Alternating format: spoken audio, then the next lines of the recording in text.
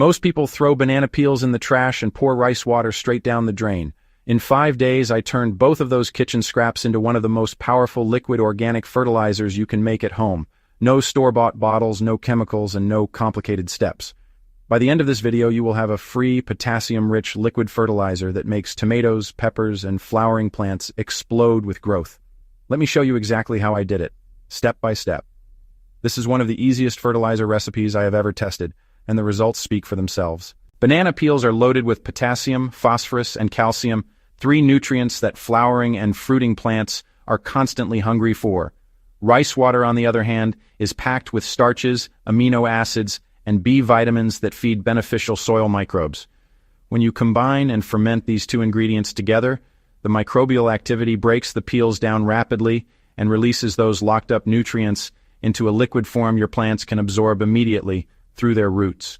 Think of it as a homemade compost tea, but faster, simpler, and made entirely from scraps you already have sitting in your kitchen right now. You are essentially building a living microbial brew that delivers nutrients in a form that roots can uptake immediately without burning or shocking the plant. Before we start, gather everything so you can move through this without stopping.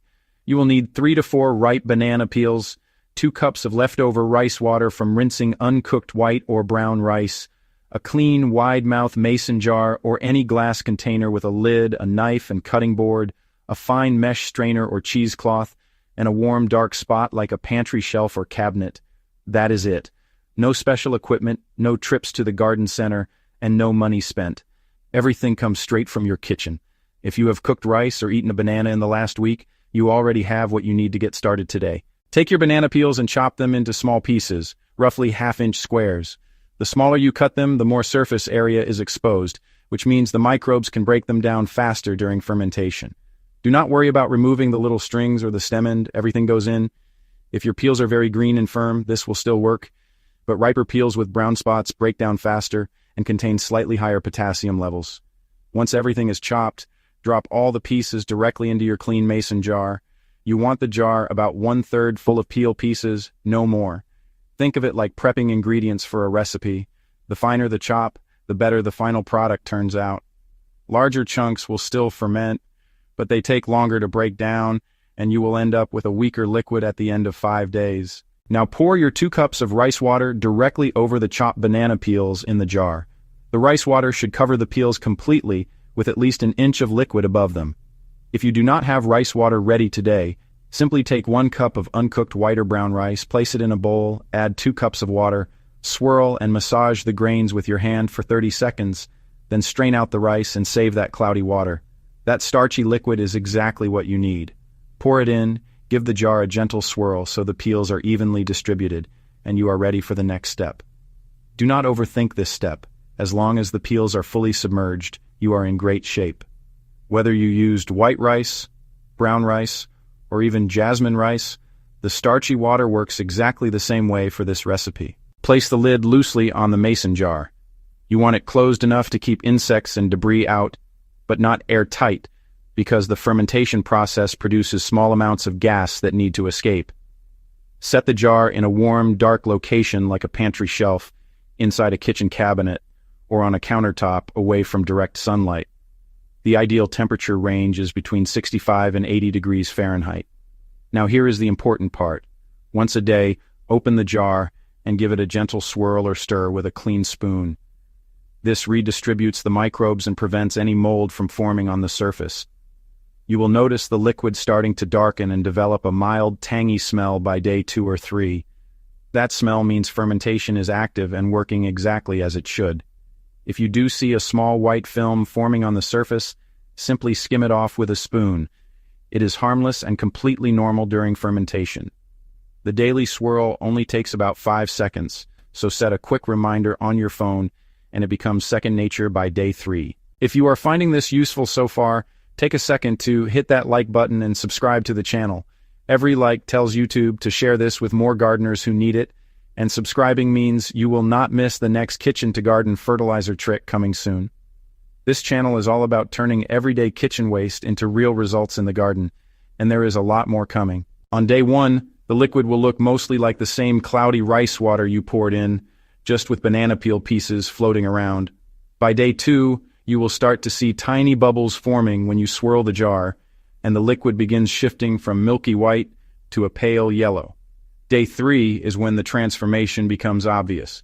The liquid turns a deeper amber, the banana peels look softer and more broken down, and that mild sour fermentation smell becomes noticeable. On day 4, the color deepens further toward a rich golden brown, the peel pieces are visibly mushy, and the microbial activity is at its peak. By day 5, your liquid gold is ready. The liquid should be a dark amber golden color with a strong, earthy, slightly tangy scent. The banana peel pieces will be soft, pale, and nearly disintegrated. Do not panic if your jar looks or smells slightly different than expected.